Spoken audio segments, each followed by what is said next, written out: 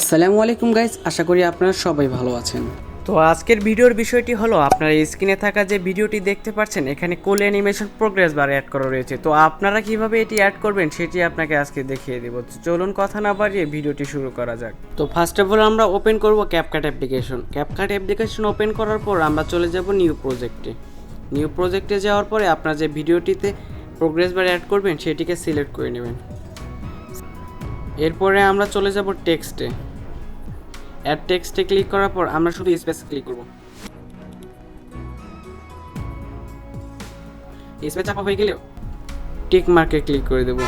এরপরে চলে যাব আমরা স্টাইলে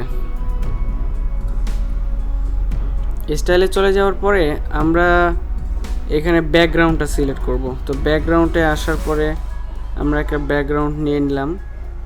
তো ব্যাকগ্রাউন্ডের কালারটা আমরা করে দেব লাল কালার। আপনারা চাইলে যে কোনো কালার নিতে পারেন, তো আমি লাল নিয়ে নিলাম। এরপরে এটাকে একটু জুম করে বড় করে নেব।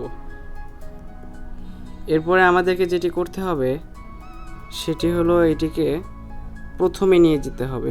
প্রথমে নিয়ে যাওয়া হলে এখানে বসিয়ে দেব। আপনার জায়গা সিলেক্ট করে বসিয়ে দিবেন। তার আগে আরেকটি কাজ রয়েছে, সেটি হলো এটাকে টেনে লম্বা করে ভিডিও যতটুকু রয়েছে অতটুকু করে নেব। তো এটি সূক্ষ্ম মাপে করার জন্য একটি ট্রিক্স রয়েছে, সেটা হলো আপনারা প্রথমে ভিডিওটিকে টেনে প্রথম ভিডিও থেকে বড় করে নেবেন। টেক্সটটাকে বড় করে নেওয়ার পরে আমরা জাস্ট ক্লিক করব। এপাশে নিয়ে এসে আমরা ক্লিক করব হলো ওই প্রথম যে মেইন ভিডিওটা রয়েছে সেই ভিডিওটিতে ক্লিক করার পর আমরা কোনো কিছু করবো না, জাস্ট নিচের যে লাল কালারের অপশনটা দেখতে পাচ্ছেন, মানে যেটাকে আমরা টেক্সট অ্যাড করেছি সেই টেক্সটটাতে আপনারা ক্লিক করবেন। এরপরে সোজা চলে স্পিল করার পর বাকি অংশটা ডাইরেক্ট কেটে দেবেন, এন্ডিং অপশনটাও কেটে দেবেন। তো এরকম হয়ে গেলে আপনারা প্রথমে যেটা নিয়ে আসছিলেন, তো এটাকে একটু জায়গা মতো বসিয়ে দেব। এরপরে কি ফ্রেম অ্যাড করব, তো আর একটু জায়গা মতো বসিয়ে নেই। তো এখন আমরা এখানে কি ফ্রেম অ্যাড করলাম,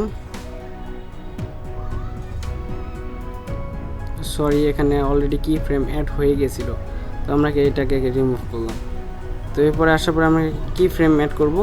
এরপরে ভিডিও লাস্টে চলে যাব। লাস্টে চলে আসার পরে আমাকে জাস্ট এটা আমরা টেনে লাস্ট এন্ডিং অপশন পর্যন্ত নিয়ে গেলাম। তো নিয়ে যাওয়ার পরে আমরা ভিডিওটিকে প্লে করে দেখতে পারেন যে এটা কি হয়ে গেল। তো আপনারা দেখতে পাচ্ছেন আস্তে আস্তে এটা আগাচ্ছে। তো আমার এটা একটু বেশি মোটা হয়ে গেছে, জাস্ট আমি এটাকে একটু ক্লিক করে একটু ডাউনে নিয়ে যাব, জানতে ভিডিওটা দেখতে একটু ভালো লাগে। তো এরপরে প্লে করে দেখব। তো এখন জিনিসটা মোটামুটি পারফেক্ট রয়েছে। তো এটার যে হেড আছে, তো এটার যে মাথাটা আছে, এখানে আমি চাইলে যে কোনো ধরনের স্টিকার ব্যবহার করতে পারি অথবা আপনার চ্যানেলের লোগো আপনি ব্যবহার করতে পারেন। তো আমরা চলে যাব টেক্সটে।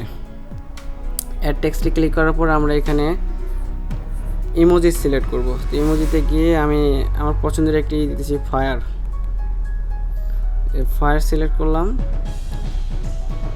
এরপরে আমরা স্টাইলে চলে যাব, আর ব্যাকগ্রাউন্ড যেটা আছে এটাকে আমরা নন করে দেব।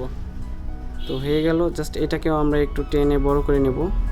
ফায়ার যে ইমোজটা লাগালাম, তো টেনে বড় করার পরে এটাও ঠিক আগের যে প্রসেসটা দেখিয়ে দিয়েছিলাম ওই প্রসেস অনুযায়ী এটাকেও কাট করে নেব, কাট করে ডিলিট করে দেব। তো আমরা এই ইমোজিটা যেটাকে সিলেক্ট করেছি সেটাকে আমরা জায়গা মতো বসে একটু ছোট করে নিলাম আমি। এরপরে এটাকে প্রথমে যেখান থেকে লাইনটা শুরু হয়েছে এখানে ফার্স্টে বসিয়ে দিলাম। এরপর এখানে একটি কি ফ্রেম অ্যাড করতে হবে। কি ফ্রেম অ্যাড করার পরে আমরা ভিডিওর এন্ডিংয়ে চলে যাব। এখানে আসার পরে জাস্ট এটাকে টেনে আমরা ভিডিও লাস্ট পর্যন্ত বসিয়ে দেব। তো আমার বসিয়ে দেওয়া শেষ। তো এখন ভিডিওটা প্লে করলে আপনি দেখতে পারবেন যে প্রোগ্রেস বারটি সম্পূর্ণভাবে অ্যাড করা হয়ে গিয়েছে।